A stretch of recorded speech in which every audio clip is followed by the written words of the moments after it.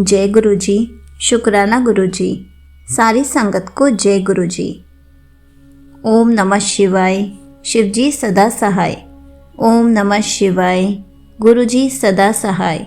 शिव पुराण श्री रुद्र संहिता पंचम खंड का 24वां अध्याय, जलंधर का वध। व्यास जी बोले, हे तात, उधर जब असुरराज जलंधर द्वारा फैलाई गई गंधर्व माया से मोहित होकर सभी देवताओं सहित भगवान शिव भी युद्ध को भूलकर अप्सराओं का नृत्य गान देखने में व्यस्त हो गए, तब क्या हुआ? उधर जब जलंधर को पहचान कर देवी पार्वती कैलाश पर्वत से अंतर्धान हो गई, तब वहाँ क्या हुआ? भगवान शिव ने क्या किया? सनत कुमार जी बोले, हे महर्षि, जब जलंधर को अपने सामने भगवान शिव के रूप में देखकर देवी पार्वती ने यह जान लिया कि वह कोई बहरूपिया है, तो वह तुरंत वहां से अंतर्धान हो गई। उनके अंतर्धान होते ही सारी माया वहां से गायब हो गई। माया के गायब होते ही सभी देवता अपने अपने होश में आ गए। उधर देवादिदेव भगवान शिव की चेतना भी वापस लौट आई और जलंधर की माया को जानकर उन्हें अत्यधिक क्रोध आ गया। तब जलंधर भी देवी पार्वती के अचानक वहां से गायब हो जाने के कारण तुरंत ही युद्ध भूमि में लौट आया। तत्पश्चात भगवान शिव और असुर राज जलंधर में बड़ा भयानक युद्ध होने लगा, परंतु त्रिलोकीनाथ भगवान शिव की वीरता और बल के सामने वह तुच्छ असुर कहाँ टिक पाता। यह बात जल्द ही उसे समझ आ गई कि सर्वेश्वर शिव को जीत पाना आसान नहीं है, बल्कि असंभव है। तब असुर राज जलंधर ने भगवान शिव को जीतने के लिए माया का सहारा लिया। उसने तुरंत अपनी माया द्वारा पार्वती को प्रकट किया और उन्हें अपने रथ पर बांध लिया। जलंधर के दो सेनापति शुंभ और निशुंभ अपने हाथों में भयानक अस्त्र लेकर देवी पार्वती को मारने के लिए उन पर झपट रहे थे और देवी पार्वती रोते हुए अपनी सहायता के लिए अपने आराध्य भगवान शिव को पुकार रही थी। यह दृश्य देखकर भगवान शिव भी अत्यंत चिंतित हो गए। अपनी प्राण वल्लभा देवी पार्वती को इस प्रकार कष्ट में देखकर वे व्याकुल हो उठे। तब अपनी प्रिया पार्वती को दैत्येंद्र जलंधर से मुक्ति दिलाने के लिए उन्होंने बड़ा भयानक रूप धारण कर लिया। उनका वह रौद्र रूप देखकर राक्षसी सेना भयभीत होकर इधर उधर भागने लगी और छिपने का प्रयास करने लगी।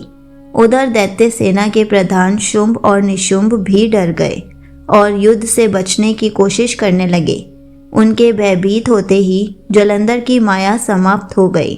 युद्ध भूमि में हाहाकार मच गया। सब इधर उधर दौड़ रहे थे।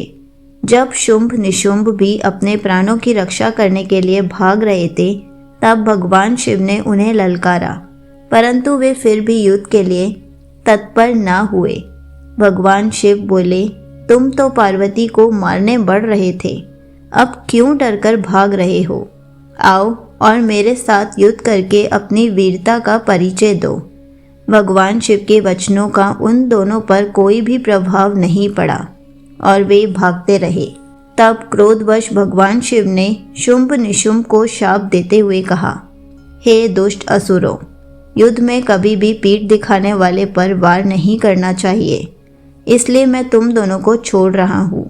परंतु जिनको तुम मारने का प्रयत्न कर रहे थे, वे ही देवी पार्वती तुम दोनों का एक दिन वध करेंगी। भगवान शिव के इन वचनों को सुनकर क्रोध से भरा जलंधर उन पर झपटा। उसने भयानक बाण चलाकर पूरी पृथ्वी पर अंधकार कर दिया। इससे भगवान शिव का क्रोध अत्यधिक बढ़ गया और उन्होंने अपने चरणांगुष्ठ से बने हुए सुदर्शन चक्र को चला दिया। उस चक्र ने तुरंत जलंधर के सिर को उसके धड़ से अलग कर दिया। जब चक्र ने असुर राज जलंधर का सिर काटा तो बहुत भयानक ध्वनि हुई और महादानव जलंधर पल भर में ही ढेर हो गया। जिस प्रकार अंजन काजल का विशाल पर्वत दो टुकड़ों में विभक्त हो गया था, उसी प्रकार जलंधर का शरीर भी दो टुकड़ों में बंट गया। सारे युद्ध भूमि में उसका रक्त फैल गया। भगवान शिव की आज्ञा से जलंधर का रक्त और मांस महारौरव में जाकर रक्त का कुंड बन गया। दैत्यराज जलंधर के शरीर से निकला अद्भुत तेज उस समय भगवान शिव के शरीर में प्रवेश कर गया। जलंधर का वध होते ही चारों ओर हर्ष की लहर दौड़ गई। सभी देवता, ऋषि मुनि बहुत प्रसन्न हुए। अप्सराएं और गंधर्व मंगल गान गाने लगे। सारी दिशाओं से भगवान शिव पर फूलों की वर्षा होने लगी। संगत जी, यहीं पर शिव पुराण श्री रुद्र संहिता पंचम खंड का 24वां अध्याय समाप्त होता है। जय गुरु जी। शुक्राना गुरु जी।